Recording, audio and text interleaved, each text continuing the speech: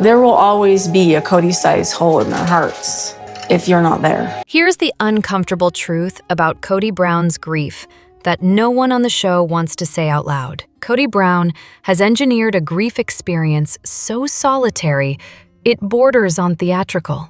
An island of one, built entirely by his own decisions and propped up by the flimsy scenery of his life with Robyn. The tragedy isn't merely that he's alone. It's that he has constructed a family unit with no shared history with the son he lost. There is no communal memory to fall back on, no lived connection to anchor the mourning. The result is a kind of emotional pantomime. Grand gestures in place of genuine bonds, imagined conversations in place of lived ones. The contrast with the rest of the family is striking. While Janelle, Christine, and the children grieve together, messily, honestly, humanly, Kody wanders the landscape of his own isolation.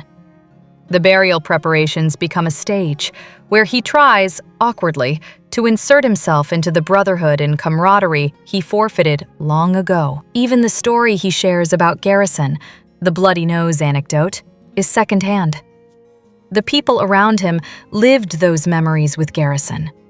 He merely inherited them as artifacts. He is still on the outside looking in, even in grief. Yet the most jarring part is that he continues stubbornly to choose this exile. Logan offered a literal outstretched hand at the gravesite, an unmistakable olive branch, and Kody brushed past it, as if accepting it would threaten his carefully maintained persona. The same pattern repeats, distancing himself from his adult children, retreating into Robyn's household, and retelling his own mythos to an audience too removed to challenge him. There is safety, apparently, in a room where no one remembers who he used to be. Fear seems to be the quiet engine behind all of it. Fear of what his children might say if he gave them the space to speak.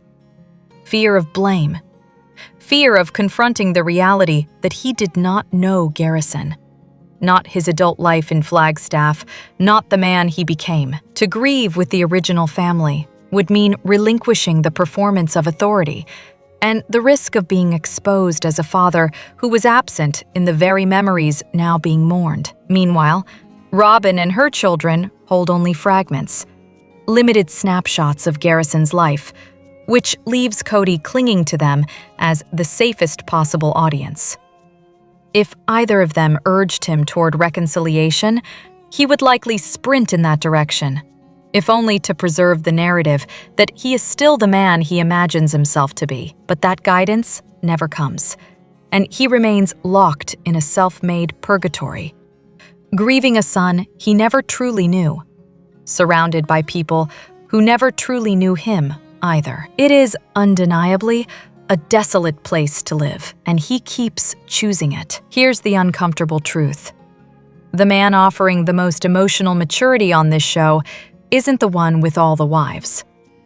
David delivers the kind of response people claim to want in moments of grief, yet somehow never manage to provide. Instead of tiptoeing around loss, as if mentioning the deceased might magically worsen the situation, he does the radical thing. He asks about the person who's gone. Inviting a grieving parent to share favorite stories is not a painful reminder. It is permission to breathe. Parents who've lost a child are often desperate to speak their child's name, but they are conditioned to protect everyone else from discomfort. David, refreshingly, refuses to participate in that silence. His approach with Christine is a case study in how to show up for someone who is hurting. Rather than offering cliches or hurried reassurances, he guides her toward memories, toward laughter, warmth, and the pieces of Garrison she still carries. It helps, of course, that he understands the landscape of grief himself. Losing a spouse is not the same as losing a child, but he recognizes the shared terrain. The way absence rearranges a life. The way a sudden departure leaves questions that never quite settle. What distinguished him in that moment wasn't simply empathy. It was maturity. A stable man, fully present, placing someone else's pain above his own ease. In other words, the exact inverse of Kody, whose emotional bandwidth rarely extends past his own interests. David's demeanor, grounded, steady, and patient, recasts him entirely. The man who often seems reserved on camera reveals unexpected depth when speaking privately about grief, offering insight rarely glimpsed in the show's usual chaos. His conversation with Christine demonstrates what true support looks like. Not policing her thoughts, not rushing her past uncomfortable feelings, not insisting she tidy up her sadness for public consumption. He notices her wrestling with tears and grants her permission to stop performing strength. He validates rather than corrects. He speaks of allowing joy and sorrow to coexist, of recognizing the pressure valve that releases when one finally admits the truth out loud. And he understands, with unnerving clarity, that grief doesn't vanish. People simply learn to live alongside it. In a world full of spectators to other people's pain, David manages to be something rarer, an adult. Here's the uncomfortable truth. Robyn's reaction exposed the difference between being Dad's wife and being a mother. Robyn Brown's account of learning the news was revealing, though perhaps not in the way she intended. While others in the family immediately collapsed into shared grief, recalling memories, rushing to comfort one another, or simply checking in on the children who had been closest to Garrison, Robyn's instinct reportedly went in a very different direction. Her description of that first phone call consisted largely of echoing Kody's shock and focusing on supporting him. Not a word about Janelle. Not a word about the children. Not even a fleeting acknowledgement of Garrison himself. The contrast was impossible to miss. In a family where the original 13 children were raised under a collective maternal umbrella, where each wife stepped in, stepped up, and treated the other's children as her own, Robyn remained conspicuously outside that dynamic. The moment demanded a mother's instinctive grief.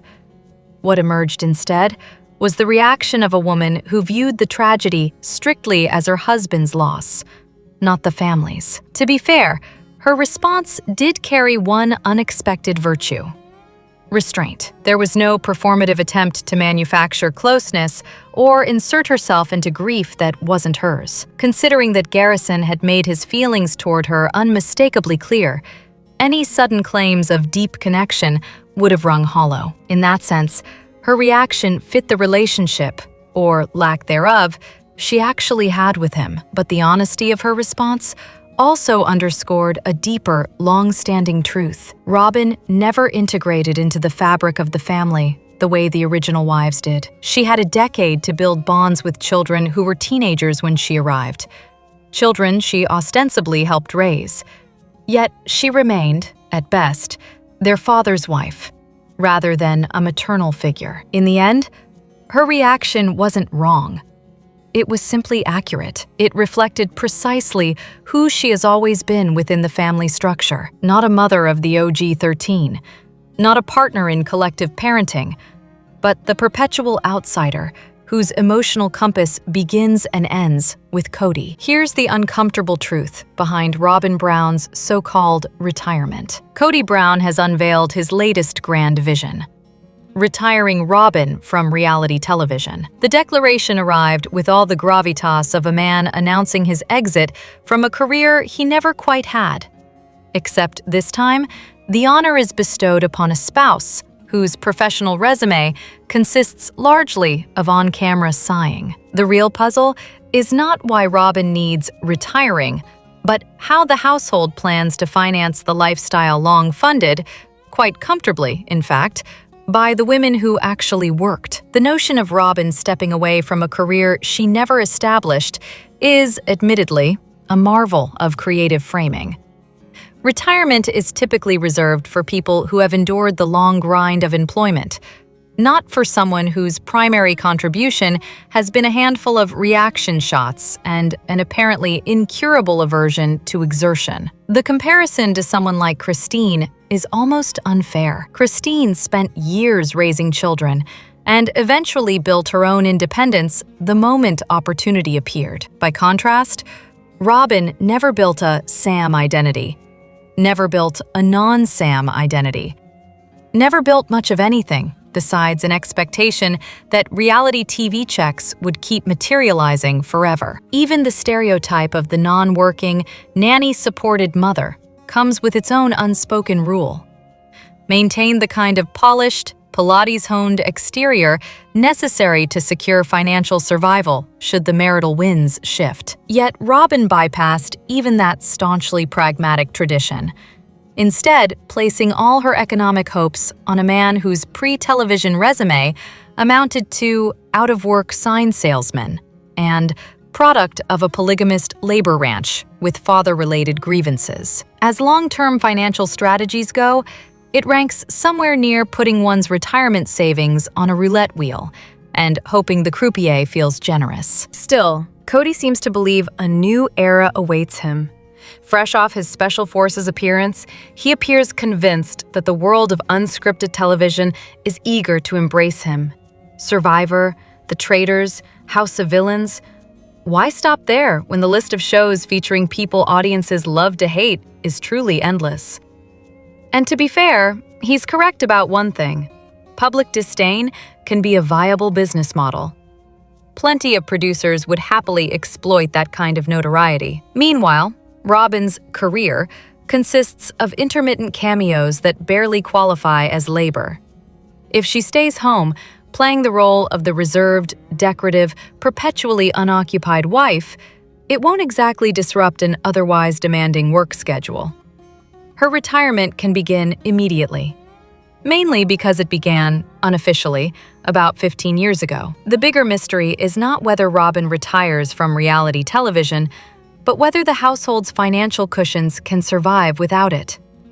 For a family accustomed to living off the industriousness of others, this new era may deliver the one plot twist they never rehearsed: economic reality. Here's what no one seems willing to admit about reality TV's most baffling patriarch.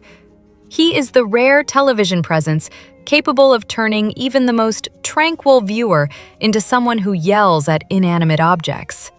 The spectacle is almost impressive.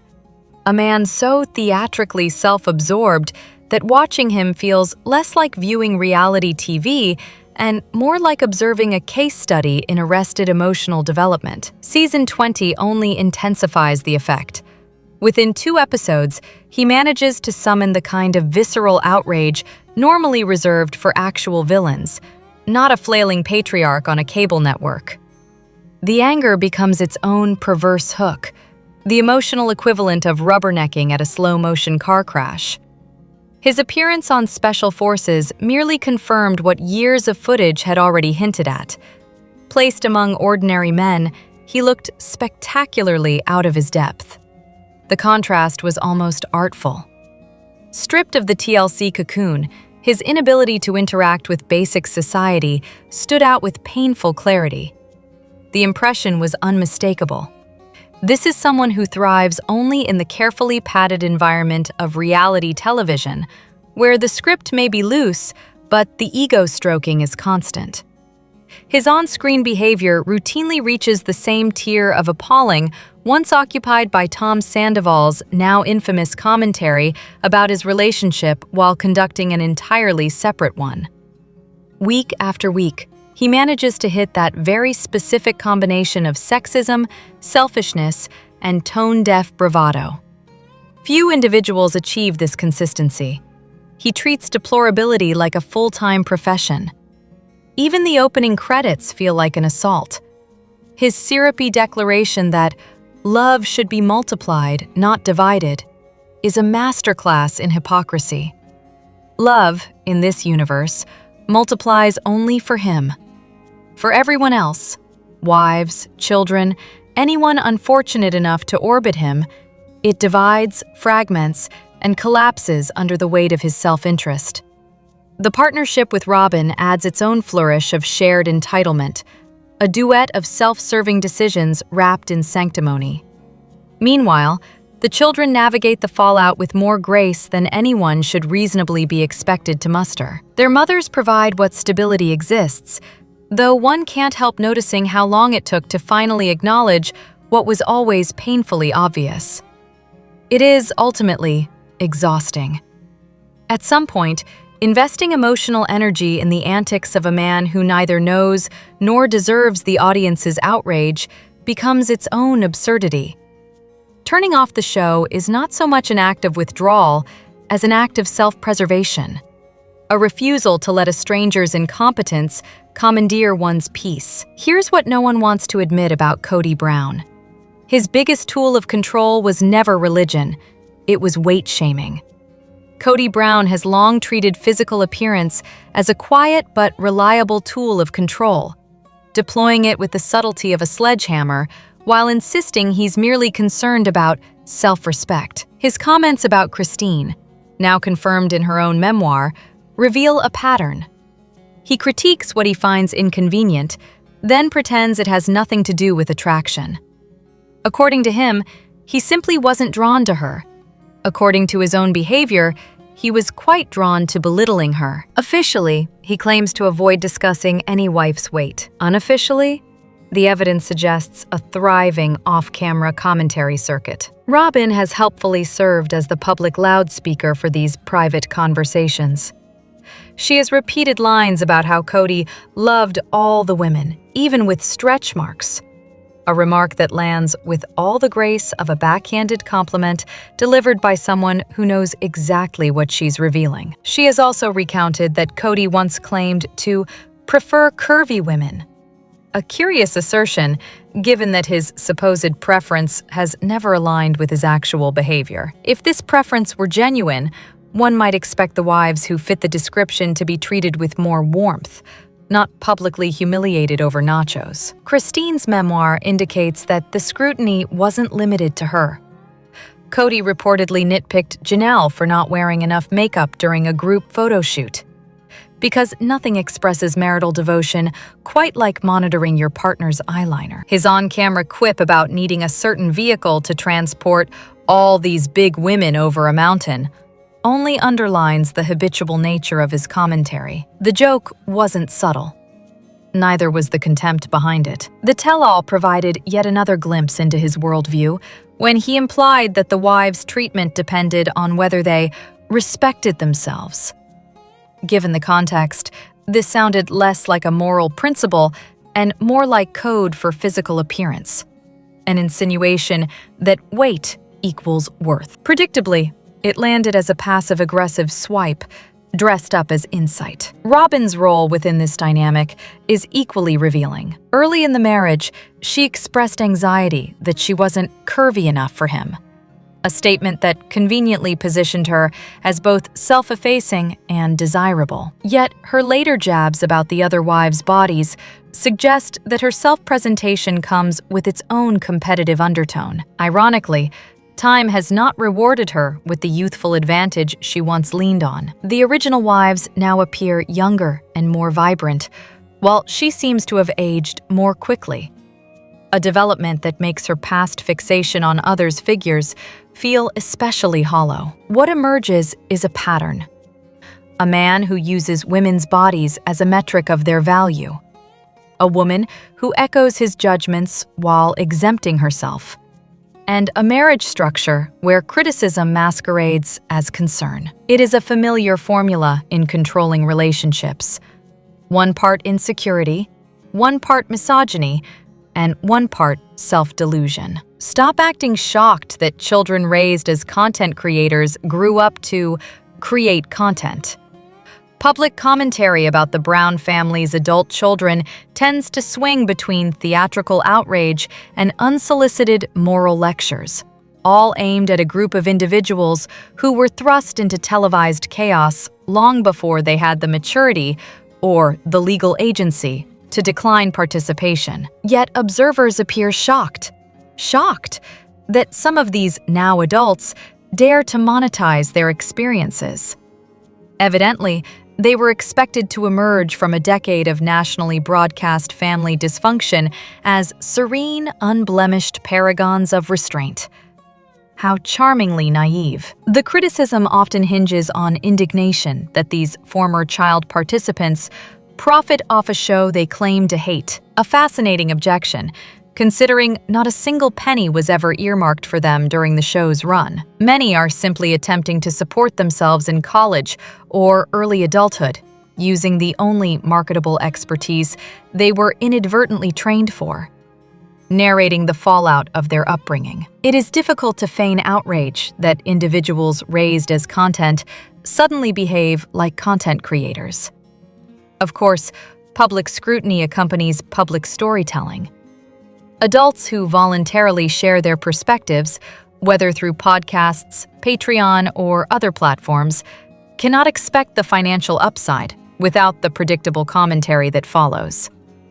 Yet the volume and venom of that scrutiny is often disproportionate, especially given the widespread eagerness to excuse the far more profitable career choices of unrelated commentary channels that churn out analysis of the family with far less insight and far more confidence. The indignation becomes even more theatrical when critics insist they themselves would handle things with spotless dignity if their own childhoods had been televised in full. Nothing reveals the self-delusion of internet spectators quite like the fantasy that their private adolescence would have survived national broadcast unscathed. The judgment flung at these individuals frequently says far more about the critics' need to project than about the subjects themselves. Only the youngest Brown children, Truly, Solomon, and Ariella, remain uninvolved in monetized retellings. The rest are legal adults navigating the aftermath of an unconventional and often traumatic upbringing. Some grapple with manipulation that continues into their adult lives. Others experiment with platforms briefly and retreat when it becomes untenable. The behaviors vary. The trauma that shaped them does not. The sole consistent target of organized criticism tends to be Mykelti, largely because she mirrors her parents' flair for vague storytelling. Payton occasionally attracts attention for impulsive remarks. Gwen and Maddie both tried public content creation and stepped back for personal reasons. Yet, beyond mild annoyance, there is remarkably little substantive backlash against the broader group. The fixation on condemning these individuals while ignoring the context of their upbringing offers little moral clarity and even less empathy. They were raised in an environment engineered for public consumption. Some have simply chosen to reclaim the narrative and earn a fraction of what others have profited off their lives for years. The outrage would be more convincing if it were not so selective. In the end, the harshest critics reveal an impressive ability to lose all sense of humanity the moment a camera or a comment section is involved. A lifetime of healing awaits these now adult children. One can only hope their audience eventually matures alongside them. Here's what they never wanted viewers to notice about the Coyote Pass drama, and why the Mary delays everything storyline falls apart the moment you examine it. The ongoing melodrama over Coyote Pass has inspired a remarkable amount of historical amnesia, particularly regarding the family's favorite pastime, blaming Mary for the logistical sins of everyone else. For over a decade, she has been cast as the human traffic jam, allegedly delaying homes, paperwork, babies, land, and perhaps the rotation of the Earth itself. The narrative is tidy, convenient, and, once examined, spectacularly flimsy. The legend goes like this. She delayed the Vegas cul-de-sac because of paperwork. Delayed Flagstaff because she lingered in Vegas. Delayed the family planning plotline because she agonized over infertility. Delayed her emotional exit from a marriage that had already left her long before she left it. Delayed the Coyote Pass lot division because she couldn't decide whether she preferred trees or no trees. It's a gripping accusation if one enjoys fiction. Unfortunately for the mythology, the receipts tell a different story. She signed the Coyote Pass paperwork in January. Robyn delivered hers 2 months later. So much for Mary the Grand Saboteur. Much of the family folklore was manufactured for cameras and for a patriarch whose primary skill appears to be narrative engineering. In Vegas, the paperwork delays belonged to the legally married couple, meaning him as much as her. The infamous wet bar scandal was portrayed as Mary siphoning resources for extravagance, when, in reality, the subdivision determined square footage, and she was paying for her own upgrades. The home was also being used for family meetings that conveniently generated income, but the show recast that labor as indulgence. It was a masterclass in reframing obligation as selfishness. The baby storyline, treated as years of agonizing indecision, was in truth the exploitation of a woman struggling with infertility inside a belief system where fertility is the highest currency. The family couldn't afford treatments pre-show. She let the issue rest. Finances changed, and suddenly her trauma became a plot device. Once she finally said yes, under relentless pressure, no less, the decision was reversed on her. Nothing says emotional support quite like weaponizing a woman's grief for several seasons. Her alleged delays on Coyote Pass were equally constructed. The land had not even been appraised, yet she was accused of stalling because she supposedly couldn't choose between trees and no trees. The more accurate story? She had already chosen her lot, others didn't want her there, and the patriarch used the guise of her uncertainty to move her off the pond. He later cheerfully admitted this manipulation, as if confessing to petty sabotage were some charming quirk. The idea that she was perpetually obstructing progress ignores the far more consistent pattern at play. She was routinely isolated, blamed, and reshuffled to serve the changing needs of the favored household. The moment another wife's loyalty dipped, the scapegoat title conveniently migrated.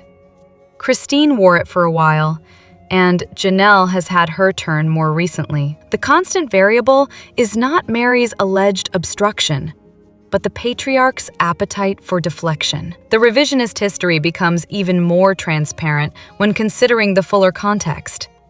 She ran the family's MLM operation, operated 2 successful businesses, secured and managed the bed and breakfast, and served as the organized backbone of countless family logistics in the early years. Until the narrative suddenly required her to be the problem. Family members sought her out to coordinate weddings because she was competent. She breastfed Janelle's infant when needed. She ensured Aspen received her preferred wedding venue when the favored household attempted to funnel resources elsewhere. These are not the actions of an alleged family obstacle. They are the contributions of someone long exploited for stability, while simultaneously branded the burden. Even her temporary return to Vegas during the Flagstaff move was framed as personal failure, rather than what it actually was. A landlord unwilling to host a reality TV circus. The neighbors disliked the production trucks, not the tenant. The emotional abandonment she experienced began the moment the newest wife arrived and has never meaningfully ceased. What followed was years of gaslighting, scapegoating, and financial extraction. The divorce was filed without intention of public disclosure, until it leaked. Her continued presence was cultivated not through affection, but through utility, particularly regarding her Vegas equity. Only when the usefulness expired did the fundamental disregard become explicit. Yet somehow, the enduring myth insists she held everything up. The more glaring truth is that the family's patriarch and his favored partner have spent years stirring conflict, avoiding accountability, and excusing their own manipulations by assigning blame to whichever woman is currently least beneficial to them. The resulting chaos is not a natural disaster. It is intentional neglect, recast as unfortunate circumstance. The remarkable part is not that Mary was misunderstood, but that anyone still buys the script written to justify mistreating her in the first place. Here's the part the show glosses over. The kids weren't divided by their moms. They were divided by their dad's choices. Kody Brown's favorite illusion is that his children function as a single, uniform block, an interchangeable set of grievances conveniently traceable to their mothers. This fantasy is far more comfortable than acknowledging the obvious.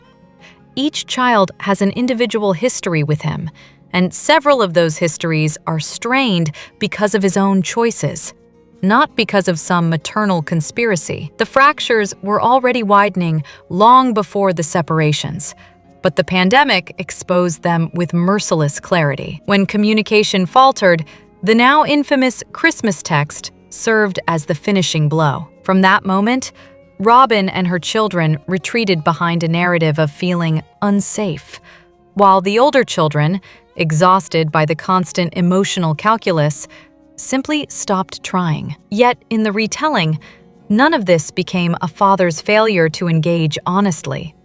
It was instead chalked up to the influence of the other wives. Because what's more convenient than blaming women who are no longer in the room? The irony is glaring. Each child's concerns differ as dramatically as their personalities. Aspen's experience with her father bears no resemblance to Truly's. Logan's relationship to him cannot be mapped onto Gabe's. But rather than confront that complexity, Kody opts for broad strokes and blanket diagnoses. He could have been a solid husband and father. There were certainly moments when the potential flickered. But potential unfulfilled is indistinguishable from absence. Then there is Robyn, whose instinct to insert herself into every paternal reckoning remains unwavering. The insistence that the children must cultivate a bond with her, preferably on command, has never worked and will not start working now. Relationships do not sprout from pressure, performance, or paternal decree. If a connection with her forms naturally, so be it. Forcing it only underscores how profoundly the adults in charge misread the very people they claim to love. In short, the children aren't a monolith. The problems aren't manufactured by their mothers, and the solution certainly isn't more coercion disguised as family unity. Subscribe.